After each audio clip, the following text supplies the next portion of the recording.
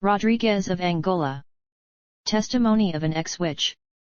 Dear brothers and dear friends, we are pleased to share with you this testimony of Rodrigues of Angola, who spent several years serving Satan, and who had the grace to escape alive, by giving her life to Christ. This testimony is short but very rich. Before coming to Jesus Christ, I loved men. I wanted to be loved and wooed by more men than others. This is what led me not only to consult a witch but to also become one. In order to achieve my goals, I chose to go and consult these witches who sell love potions, a drink prepared according to the rules of witchcraft or magic to attract men. I bought a powder I had to rub my body with this powder for 2 weeks without bathing. After these 2 weeks, I got excellent results. When the effects of the powder died down, I went back to the lady with some friends. But the lady had the powder no more. She then suggested we accompany her to meet a gentleman. This gentleman explained to us that he was going to make us chew a leaf, and after that, he warned, there would be no turning back. We all chewed the leaf. He asked us to come back at dawn. Once at home, I told my mother that a friend was celebrating her birthday. She granted me permission to attend the birthday party. Actually, I went and waited in front of the door of the school where we had an appointment. Then, at the appointed time, the man arrived with a broom. We were afraid at the beginning, but he asked us to get on his broom. So strange a thing, we all 6, because we were 5 girls, climbed on this broom. The broom rose and dropped us in a cemetery. Once in the cemetery, the gentleman began to light candles and invoke spirits over a grave. Suddenly a large box came out of this tomb. In this box, which was actually a coffin, there was a corpse. Each of us had sex with this corpse in her turn. After that, the gentleman made some incantations and the coffin entered into the tomb by itself. Thereafter, the tomb closed up by itself before our eyes. He then continued making some invocations, and the candles were extinguished by themselves. Then we left the cemetery and went to a house that was near the cemetery. There was a baby there. The gentleman killed the child and asked us to drink his blood. From then on, we became different. No longer ordinary human beings, and we had another spirit. We were now real witches, and we were working with demonic spirits. When I returned home, I had any respect for neither my father nor my mother, and no respect for my neighbors too. Evil was in me. Later, the spirits asked me to bring 2 children. My aunt had twins. I went to my aunt's house. I prepared some baby's cereals for the children, and I added a powder which was given to me in the cemetery. I handed this cereal to my aunt, who gave it to her children. But before that, I got out of there and I told her that I had a problem at home. I had to leave because I did not want to see that I was killing these children. After 2 or 3 days, the children died. After that, the spirits asked me to give them 1,500 people, yes, you heard well, 1,500 souls. In fact, it is easy to give 1,500 souls in one day with witchcraft. I had to obey. I managed to find these people in several ways in one day, on the roads, in the streets, at work, at school. I designated friends, etc. On the roads, it was enough to pour some powder obtained during the ritual in the cemetery. It works exactly like a fishing net. We had to fish for men until we reached 1,500 souls in one day. The effect of this powder is to disturb the driver. Any cars that crossed this powder got involved in an accident on the spot or further away. That would kill 5 to 10 people on the spot per vehicle. In the streets, we fished souls through fights. I could provoke disputes by disturbing people's minds. Then through my witchcraft power, I could incite one of the people fighting in the streets to say, "I will kill you." This sentence entered the body of the person, and when later he punched, he killed the person with whom he was fighting. Then I would slip away, leaving the person who killed into the hands of the crowd and the police. And I was already looking for other souls with the other 4 girls who were working with me. I would approach people who used to drink beer or alcohol. If I knew the name of the person, I would take an empty bottle, write the name of the person, and I put it into the bottle. Then I would bury this bottle with incantations, and these people would die. At the end of the day, we had the number of souls sought. Then we had to go to the sea with 10 eggs. I threw these eggs one by one into the sea, and then a queen came out. She spoke to us, "Are you ready?" "Yes, we are ready for anything that can happen." "Okay, are you ready to give your utmost?" "Yes." She asked us to swear. We swore and signed a pact between 5 girls and the queen.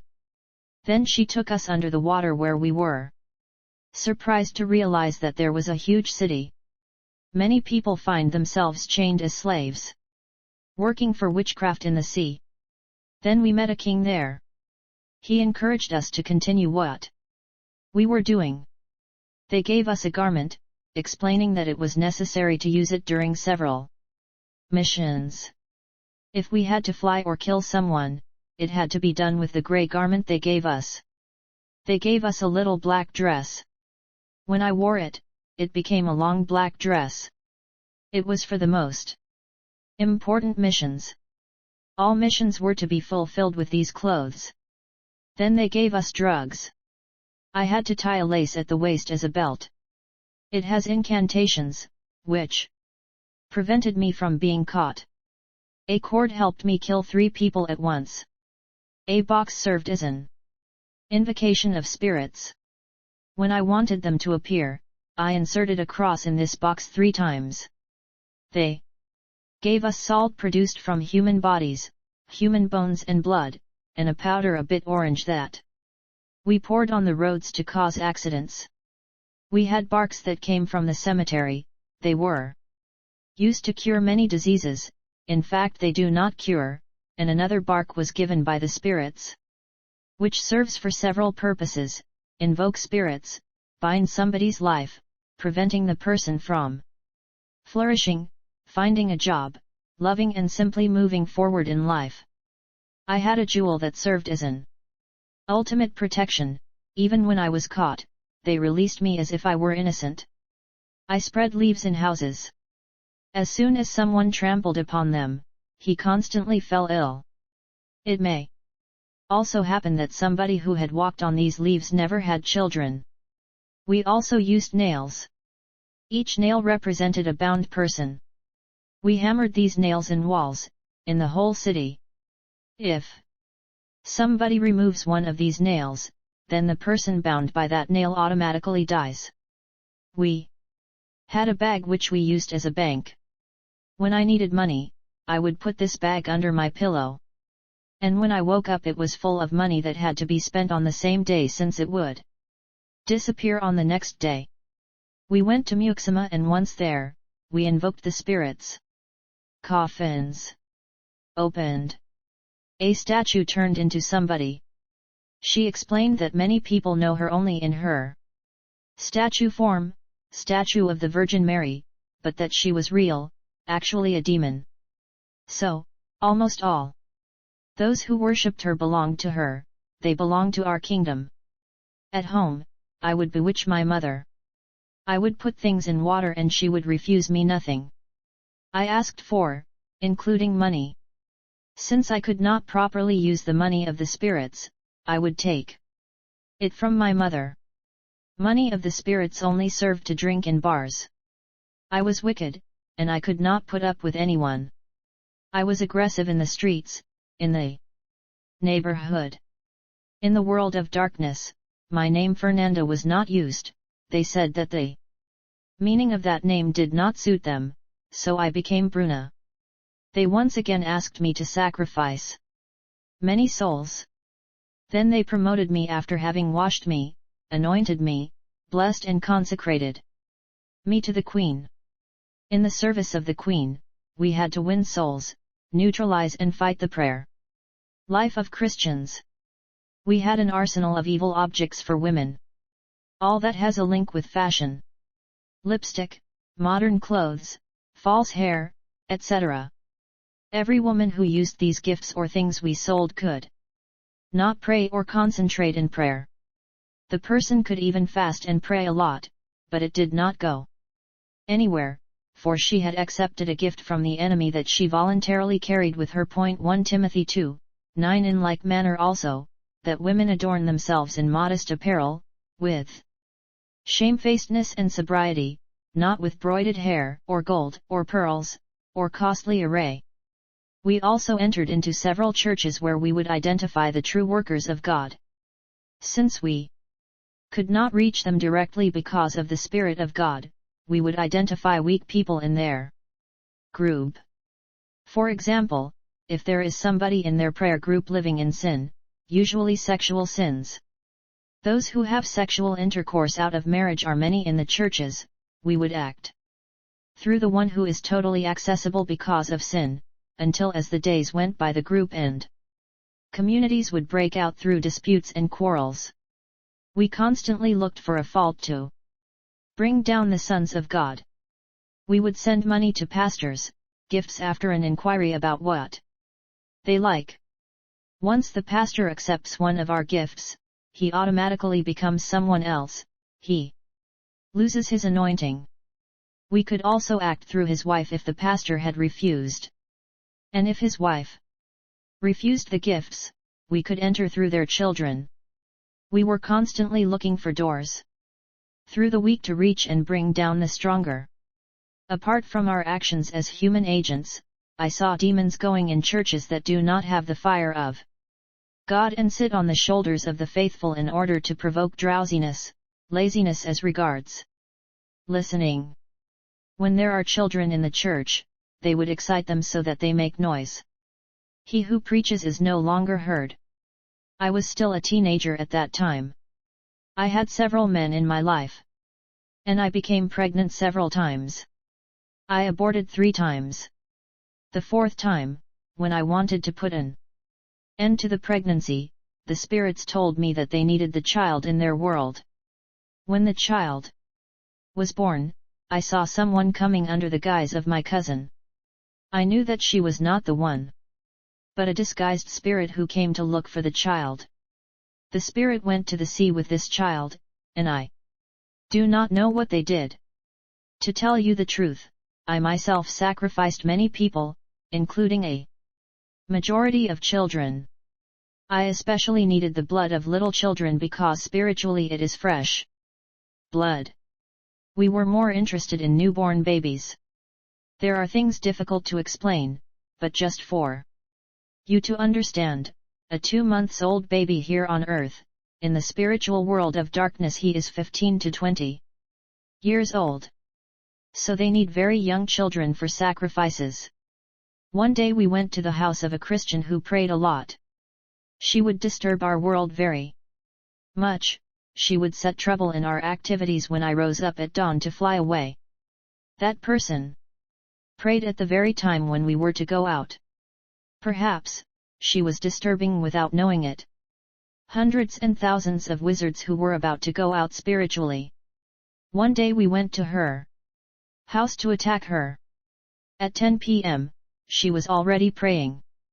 We were not able to do anything in her house. Then we went to the cemetery to attack from a distance. We could not do anything there either. The devil is really powerless in front of people like her, that is, true Christians. The devil cannot even touch the coffin of the one who died being a true Christian because God protects his corpse. There can be no spiritual activity on this corpse as it is the case with other corpses where, as soon as the person is buried, begin very dense activities on a single corpse. I would suck a lot of blood, both of the living and of the dead. I liked it because it increased my power. Sometimes I took children home to play, but in reality, it was a trick to suck their blood. their vital energy. Many people were dying because of me. When I had a love affair, the young man ended up dying. I also helped spirits in parties and nightclubs. Many of these spirits incarnated, and wore very long clothes, for they have no legs. They are spirits of another world. There are many in the world of the night. I happen to have excited people, to provoke fights and to get them to use a knife to kill themselves. All the romantic relationships I had always ended up in this way for the boy, either he joined the world of darkness like me or he would die.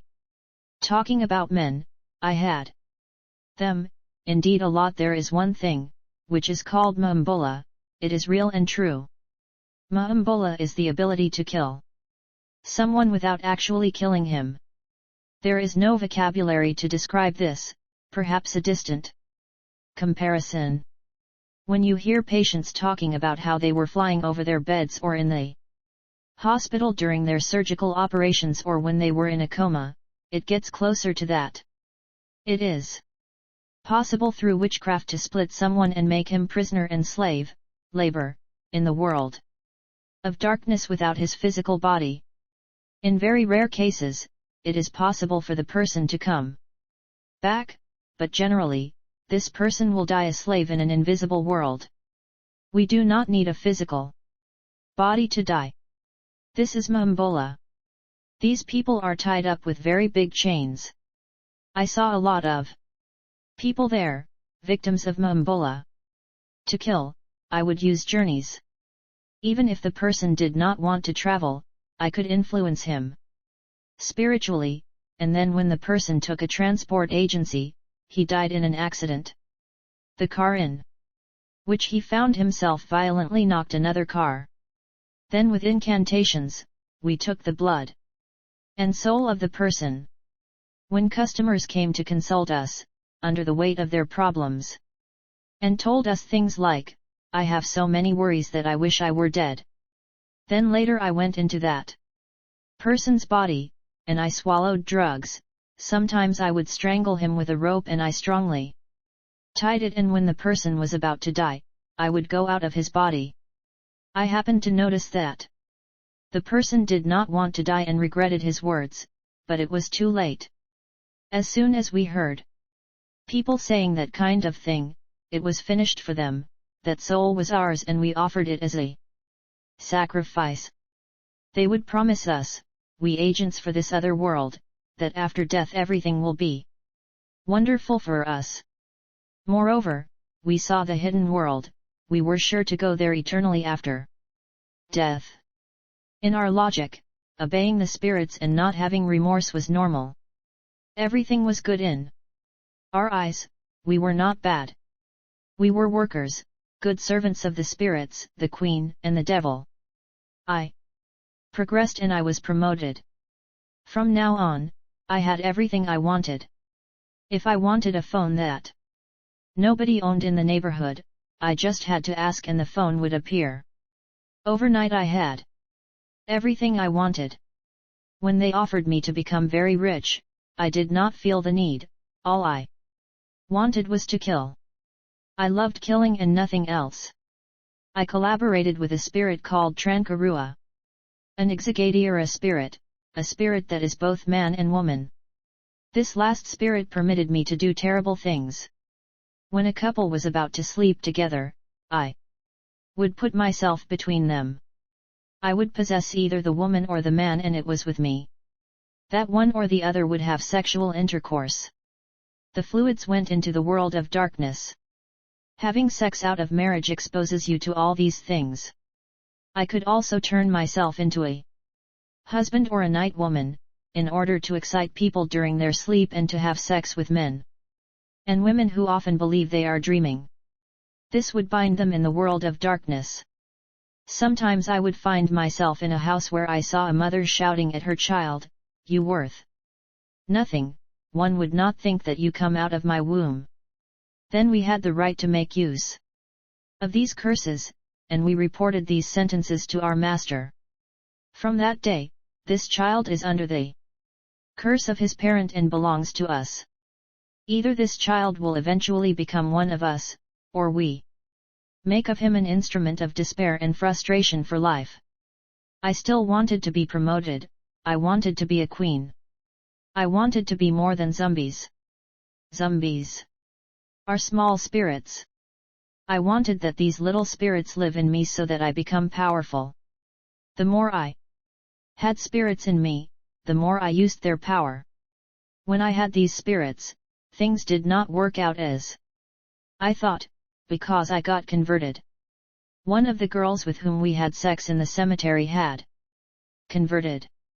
When she was converted, nothing happened again for her. She spoke of the Spirit of God, but I said to myself that it does not exist. She told me that Jesus exists and that we could live freely, but that did not interest me. As for the devil, even at my level, I had never seen him closely. During very important meetings, we could see him but at a very long distance. He especially uses his ministers. The day I made a pact with him, his men took things and fingerprints of my 2 hands, and I do not know what they did with them. In the other world, I was married to my uncle. I also saw my father there. I had a child with my uncle and I slept with my own father in the world of darkness. This was necessary for certain rituals. Concerning the scars I have on my body, it happened to me one day when we were going to provoke a Christian woman at her home. But she was in a fasting period with her church. I do not know the church she attended, but I can tell you that when we got to her home in her absence we were burned and we barely had time to run away. One day my mother asked me to accompany her to church. I do not know why I accepted to do so on that day. Once in church, they preached repentance. I was pushed to be baptized. I did it in November 2015. Nothing happened. I took the Lord's Supper once and still, nothing happened. For me, it was nothing more than a ritual. The second time that I took the Lord's Supper, I started being confused. Something very strong urged me to speak, to confess. I resisted. A serious fight swelled up within me. Confess. No, I will not say anything. You cannot receive communion without confession. What would it profit me in exposing my life? But I could not resist the power, it was too strong a power. Confess. No, everyone will know that I'm a witch, what I do, and it's going to spread in the neighborhood. In the city, you're going to talk. This voice was alive, it violently pushed me physically. You're going to talk. So I approached the people in the church. I did not even know where to start. Yet I started. I began by explaining that I had several boyfriends at the same time, 4 or 5. Then I exposed all my life, all I had done. I said everything to the pastor who was in this church, and this pastor prayed. And prayed a day with me. Since that day, everything changed. It's only 2 months ago that I was converted at the time of this testimony. In the beginning, the spirits disturbed me very much. 4. The moment the pastor's prayers are working, I believe that the Lord Jesus protects me from these things today. Sometimes, things disappear from my house. I was directly threatened by the spirits with which I collaborated. I had given 6 years of my life to magic and witchcraft. I cannot assess the number of people killed and destroyed because of me. No one had forced us, we went out of our own will. 3 are converted among the 5 of us, 2 others are still there. Like me, the others have publicly confessed in their church all that we have done. Several churches were involved in the world of darkness. It was because of these churches that I did not believe that Christ was real and that the Spirit of God was real, since I saw them nowhere in those places that were supposed to belong to them. All that the pastors of these false churches guess actually come from witchcraft and not from the Spirit of God. They are working with the Spirits. The spirits stand behind them and say all they need to know about this or that person. Spirits are their informants. In witchcraft, we used the Bible. The fact of holding a Bible in the hands does not prove in any way that one is really of God. Grace be with you all who have Jesus Christ as Master.